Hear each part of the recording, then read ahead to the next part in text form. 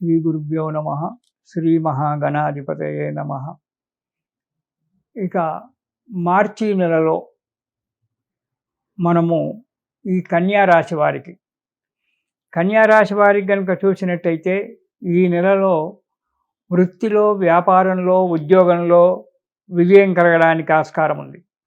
మనశ్శాంతి లభిస్తుంది, కానీ స్థానచలనం జరగడానికి ఆస్కారం ఉంది. శారీరక శ్రమ పడడానికి కూడా కొన్ని విషయాలలో ఉంది. కోర్టు కేసులు ఏమైనా ఉన్నట్టయితే వాటిల్లో కూడా విజయం జరగడానికి ఆస్కారం ఉంది కన్యారాశి వారికి ఈ నెలలో. ఇక మొదటి వారం కనుక చూసుకున్నట్టయితే మనోవిచారము, ఎప్పుడు విచారంగా ఉండడము, ఏదో పెద్ద ఆపద వచ్చి మీద పడినట్టుగా మౌనంగా ఉండడము అనేటువంటిది జరగడానికి ఆస్కారం ఉంది. అనారోగ్యం కొద్దిగా బాధిస్తుంది. వృధా ప్రయాణాలు చేయడము, ఆ ప్రయాణాలు చేయడం వల్ల ధన నష్టం కావడానికి కూడా ఆస్కారం ఏర్పడుతూ ఉంటుంది మొదటి వారంలో కన్యారాశి వారికి.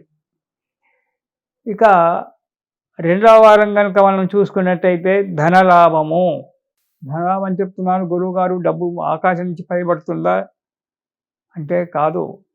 మీకు వచ్చేటువంటి ఒక డబ్బు రావడము, ఎవరికైనా ఇచ్చి మీరు ఆ డబ్బు రాక బాధపడుతూ ఉంటే ఆ డబ్బు తిరిగి రావడము, లేదా మీకు ఇంక్రిమెంట్ల వల్ల దానివల్ల దీనివల్ల, ఎందుకంటే ఆర్థిక సంవత్సరం కాబట్టి మార్చి నెల ఇంక్రిమెంట్ రావడము, అది రావడము, ఇలా మీకు డబ్బు రావడము అనేటువంటిది జరగడానికి ఆస్కారం ఉంటుంది.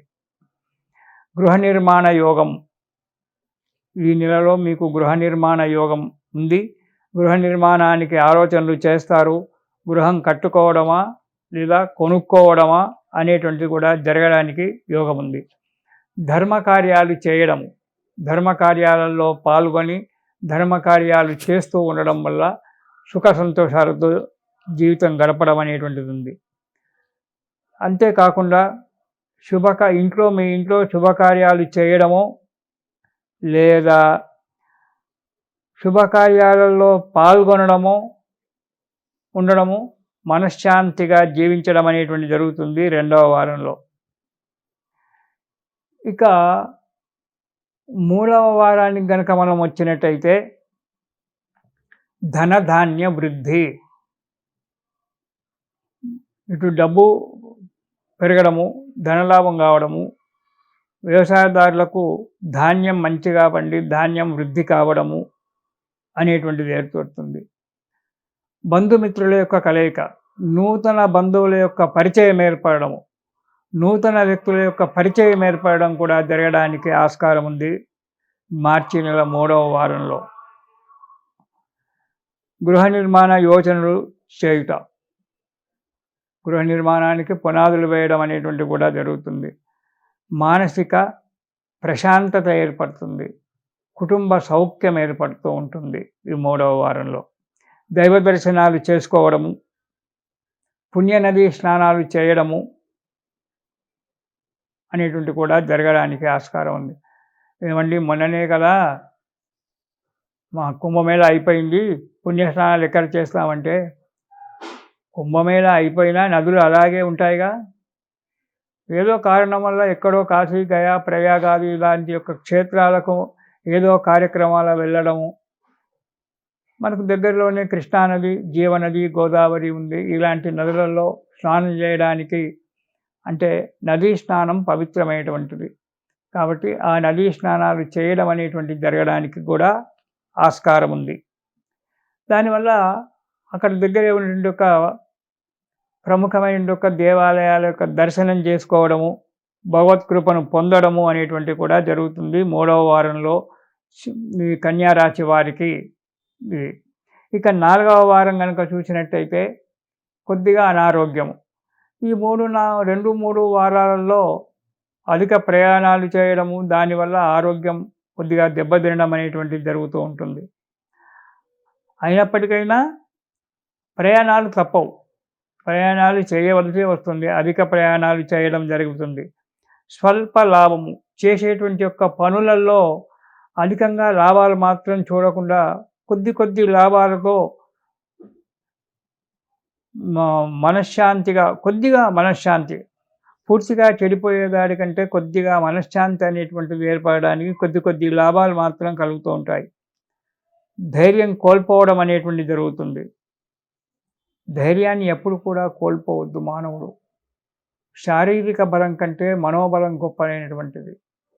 ఆ మనోబలం వల్లనే ధైర్యం వస్తుంది. ఆ ధైర్యమే శరీరాన్ని ముందుకు నడిపిస్తూ ఉంటుంది. చేసే కార్యక్రమాలకు ఎంతో మనశ్శాంతిగా కార్యక్రమం దిగ్విజయంగా నెరవేర్చడానికి ఆస్కారం ఉంది. శారీరక బలం పక్కకు పెట్టండి. మానసికమైన యొక్క బలం కావాలి. మానసికంగా మానవుడు ఎప్పుడైతే కుంగిపోతాడో ఎంత శారీరక బలమున్నా ఏమీ పనికిరాదు. కాబట్టి మనోబలాన్ని తగ్గనీయకండి. మనస్సును నిశ్చింతంగా పెట్టుకొని కార్యక్రమాలు చేస్తూ ముందుకడిగేయండి. కొన్ని సమయాలు అనుకోకుండా కొన్ని జరుగుతూ ఉంటాయి. ఆ జరిగేటువంటి వాటిని మనసులో దృష్టిలో పెట్టుకోకండి. కార్యం చెయ్యాలి చెప్పి అనుకున్నాము, కార్యం చేయడము, దానికి మనోధైర్యంతో అడుగు ముందుకేయడం మంచిది. 4వ వారంలో ఈ కన్యా రాశి వారు ఈ మనోధైర్యం రావడానికి మీరు దేవి అపరాధ స్తోత్రం అనేటువంటిది చదవండి ప్రతిరోజు కూడా. యా దేవి సర్వభూతేషు మాతృరూపేణ సంస్థిత నమస్తస్యై నమస్తస్యై నమస్తస్యై నమో నమః. యా దేవి సర్వభూతేషు బుద్ధిరూపేణ సంస్థిత నమస్తస్యై నమస్తస్యై నమస్తస్యై నమో నమః. ఇది దేవి ఉంటాయి. దేవి అపరాధ స్తోత్రము. ఈ దేవి అపరాధ స్తోత్రాన్ని ప్రతిరోజు కూడా ఒక్కసారి చదవండి. ఆ తల్లి ఇవ్వనటువంటిది ఏదీ లేదు. ఆమెను నమ్ముకుంటే చెడిపోయేది వాడు ఎవడూ లేడు. కాబట్టి ఆ అమ్మవారి మీద మనస్సు పెట్టి దేవి అపరాధ స్తోత్రాన్ని ప్రతిరోజు పారాయణం చేయండి. దానివల్ల వచ్చేటువంటి ఒక ఆపదల నుంచి దూరంగా వెళ్ళిపోయి మనశ్శాంతి ఏర్పడి కార్యం యొక్క జయం ఏర్పడుతుంది. సుఖంగా ఉండండి. అమ్మవారి యొక్క కృపా కటాక్షాలు పొందండి. ఇది శుభం.